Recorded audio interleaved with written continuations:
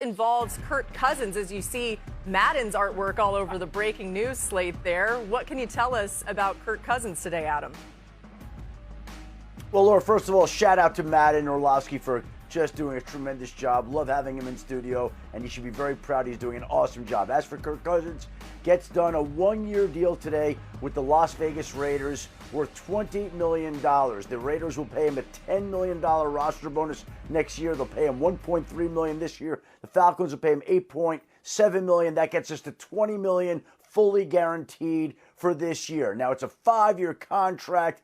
We won't get to that. It will not happen. It'll be the 1-year, $20 million deal, but it will mark the 11th straight year that Kirk Cousins has had his contract fully guaranteed. It will move him into second all-time in money made as an NFL player, behind only, I think at this point in time, Aaron Rodgers, and just ahead of Tom Brady. Kirk Cousins has had an unbelievable career, but no, not more so than as a businessman in the NFL. Now he winds up with the Raiders, where he's reunited with head coach Clint Kubiak, whom he worked with for 3 years in Minnesota.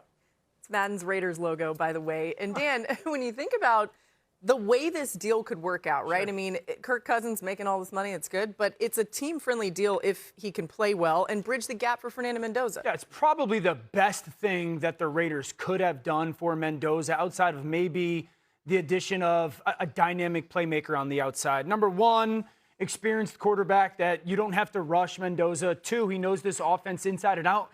And I think that's probably going to be the biggest hurdle for Fernando Mendoza once he gets to the NFL is learning an offense that is going to be very foreign to what he's used to. If you just look at Clint Kubiak, since 2021, this is a big deal, okay?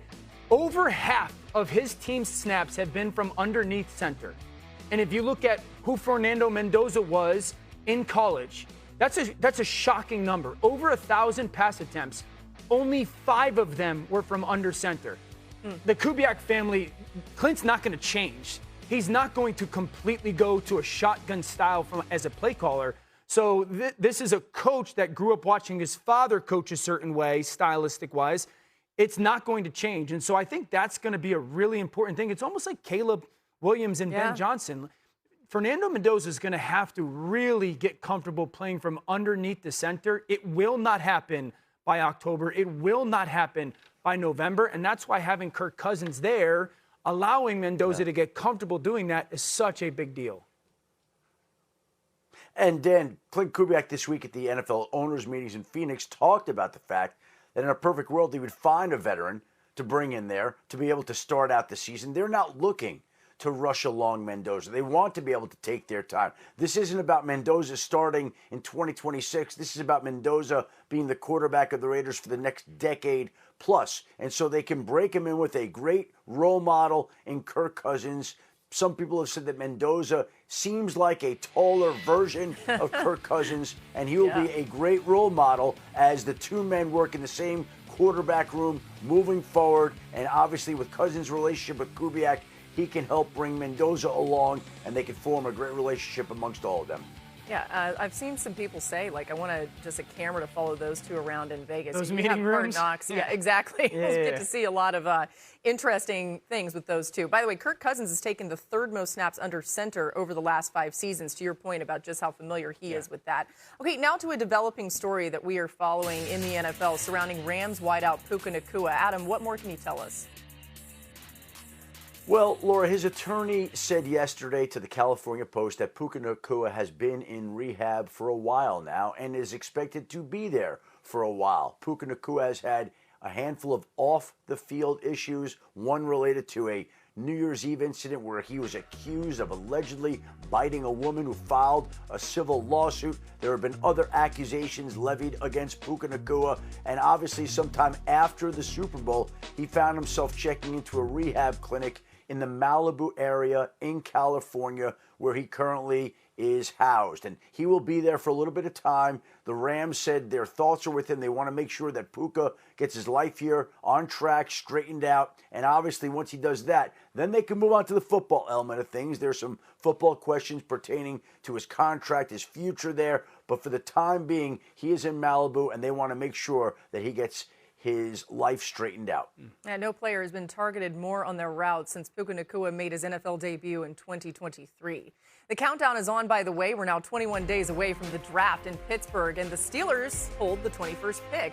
Could we see Pittsburgh looking at a quarterback there? Some have wondered, but new Steelers head coach Mike McCarthy spoke earlier this week about the big QB questions surrounding Pittsburgh. Yeah, I'm not going to really get into timelines. So we're in constant communication. Talked to them last night, so we're in a good space, and we'll just continue to work through it. I think the quarterback room is going to be coached the same way, whether he's in there or he's not. It's, you coach to the lead player, because if you're going to build if you take the passing game, if you're truly going to be tied to the discipline and the footwork and the teachings of how that position plays and it's coordinated with the perimeter, they all have to be synchronized. So that part won't change. I mean, Adam, it all seems like it's pointing toward Aaron Rodgers going back to the Steelers, but what are you hearing? You've talked about this timeline. Let's update everybody on that, as well as just the likelihood that Rodgers returns.